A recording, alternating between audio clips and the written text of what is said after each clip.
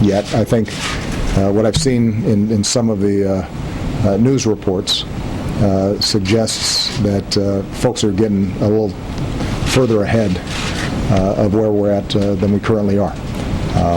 And I think that's not just my assessment, but the assessment of our military as well. There's no point in me asking for action on the part of Congress before I know exactly what it is that is going to be required for us to get the job done. President Obama today speaking to reporters before he met with his national security team, talking there about possible airstrikes inside Syria against the terrorist army ISIS. The White House scrambled after that news conference to say that the White House and the administration does have a strategy, just not for military airstrikes in Syria yet. Let's bring in our panel. Tucker Carlson, host of Fox and Friends Weekend. Mara Liasson, national political correspondent of National Public Radio, and syndicated columnist Charles Krauthammer. Mara, it didn't seem like there was a real purpose to all of it.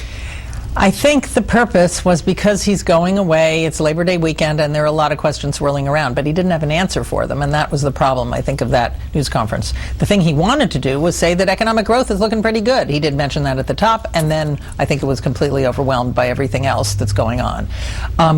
When you listen to administration officials in the last couple of days, it sounded like they were getting ready to do something in Syria, that the drones were over there doing surveillance. They were trying to figure out what kind of targets they could hit in a way that wouldn't help the Assad regime. Now it seems like it's put on hold until at least till after he consults with NATO allies on the trip he's going to take next week. Tucker.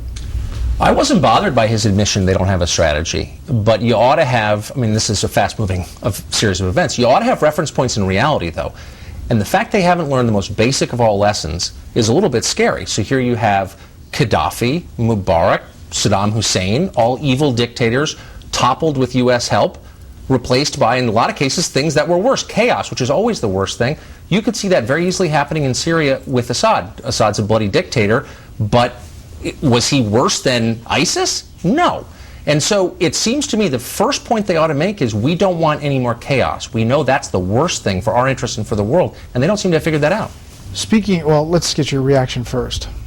Look, I thought that the president could no longer surprise me. I was wrong. He shocked me today. The president of the United States, in the middle of a real crisis, a few days after the beheading of an American, deliberately sort of spitting in the face of the country and demonstrating its cruelty, the president gets in front of the world and says, I don't have a strategy. If that is true, don't say anything. Why do you announce you don't have a strategy? But even worse was what he said about Ukraine. He basically said on Ukraine, I do have a strategy. The strategy is to do absolutely nothing. He said, you know, Russia is only hurting itself. I can see that. The rest of the world probably will see it later, but he can see that. Russia has stupidly declined to take all the off-ramps I've offered it in Ukraine. It's only losing. It's more isolated in Ukraine. And he basically said, we're going to do nothing. I'll wait until I chat with the allies next week. I thought he had a phone. How about picking up the phone and talking with the allies? You know, the phone is a way to communicate rather rapidly. But he basically said, we're not going to give them weapons. Obviously, we're not going to send troops on the ground. But what he could have said was, we are going to now impose the sanctions I have been saying for months we will impose if there's an invasion. And this was an obvious invasion. Obama said there's nothing new here. You move along as if the sending of a column of tanks, armored personnel carriers, and self-propelled artillery into Ukraine is not what it obviously is. It's an invasion. Now, Charles, you're putting the cart before the horse here. I had that for panel 2, but we like dealing with multiple things. But that's because I don't have a strategy. Okay, Mara, talk about Syria here. This administration, obviously, this is roughly a year after considering strikes about the chemical weapons. Take a listen to this little montage of President Obama.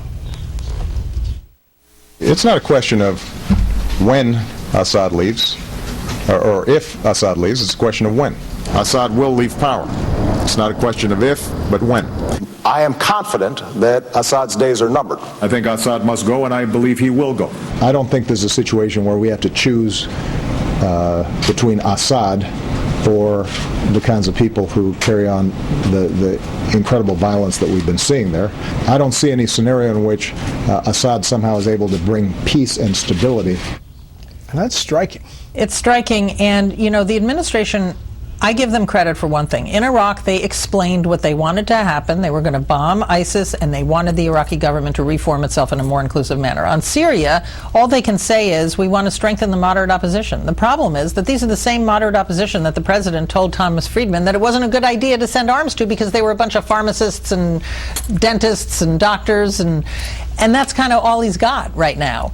And it's a real problem. They have to find ways to stop ISIS in the safe haven it's established in Syria without strengthening the guy, he said, whose days are numbered.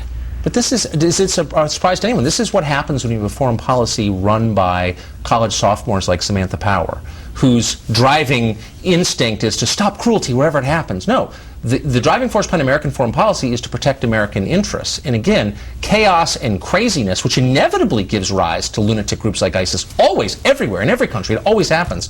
That is contrary to our interests. And so getting out there and saying, we're going to topple this guy, really? Because he's mean? You know how many mean people around the world? I mean, that's crazy. That's children running the foreign policy of the United States. New York Times editorial board comes out with this editorial, and then we hear from the administration, obviously, and the president today of kind of walking back this timeline. But take a look at this. There are too many unanswered questions to make that decision about strikes in Syria now, and there has been far too little public discussion for Mr. Obama to expect Americans to rally behind what could be another costly military commitment. If Mr. Obama seeks any further escalation of military action, he will have to explain how airstrikes against ISIS in Syria fit into a broader strategy, how they could be successful, what success means, and how they might be done without benefiting Syria's dictator Bashar al-Assad, who is under attack by ISIS and other Sunni opposition forces. It goes on to say, officials told the Times on Wednesday that such a decision is not expected until later in September, after next week's NATO summit meeting and other consultations. Charles. Look, there's nothing wrong with the president deliberately constructing a strategy. After 9/11, Bush did not immediately lob a missile into an empty tent in Afghanistan, as Clinton did in 1998 after the attack on our embassies, which was a useless gesture. He waited a month, and then he waged an extremely effective campaign with a few CIA on the ground, with air power, and using the Northern Alliance in Afghanistan that toppled the government in 3 months. It was remarkable exercise in planning and strategy, and it was successful. If Obama is doing that over the next month, that's a great idea. You line up other people to help us in the air campaign, perhaps Australia and Britain. You get other troops on the ground. You use the Kurds and the Iraqis and what's left of the Free Syrian Army, and you coordinate. That's okay, but the reason he had to say this today is because his own incompetent administration had gone way out on a limb. His own Secretary of Defense, the chairman of the Joint Chiefs, had implied we're going to bomb tomorrow, and thus he had to pull it back.